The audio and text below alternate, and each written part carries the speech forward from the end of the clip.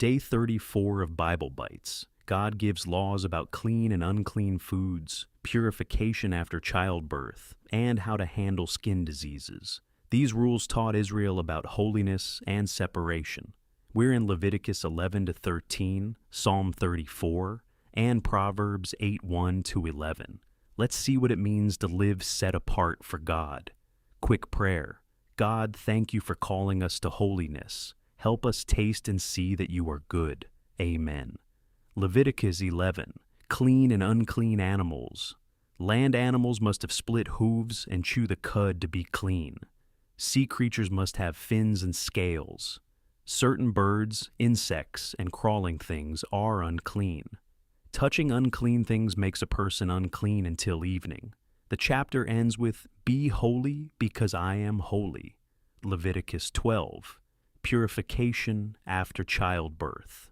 A woman is ceremonially unclean for 7 days after bearing a son, 14 days for a daughter, then stays home longer for blood purification. She brings a lamb and a pigeon or dove for offerings.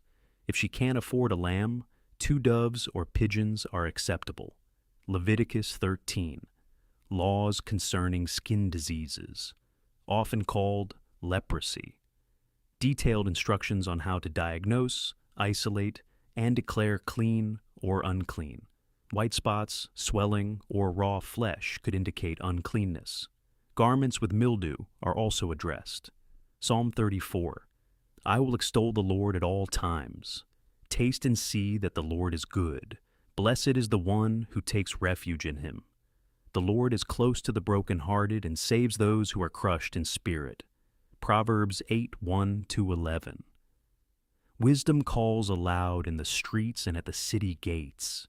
To you, O people, I call. Listen, for I have trustworthy things to say.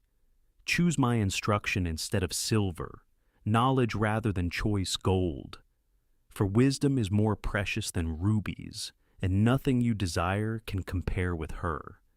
These laws taught Israel to live set apart, holy in everyday life. What they ate, how they handled sickness, and how they maintained purity. Clean/unclean was about more than hygiene. It was a picture of spiritual separation from sin. Psalm 34 invites us to taste God's goodness and take refuge in Him. Proverbs 8 shows wisdom calling publicly and being more valuable than riches. Real-life comparison. Clean and unclean laws equals choosing daily what we consume. Media, friendships, habits. Some things make us spiritually unclean and distant from God. Psalm 34. Taste and see equals personally experiencing God's goodness instead of just hearing about it. Proverbs 8. Wisdom equals choosing God's instruction over quick pleasures or status.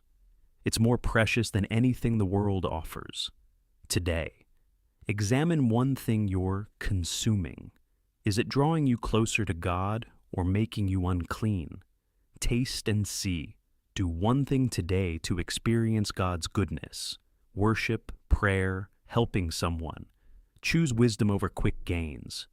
Ask God for her instruction today. What's one thing you need to stop consuming to stay spiritually clean? Comment. God calls His people to holiness in everyday life. Tomorrow, more laws about uncleanness and atonement. Subscribe, share. See you tomorrow.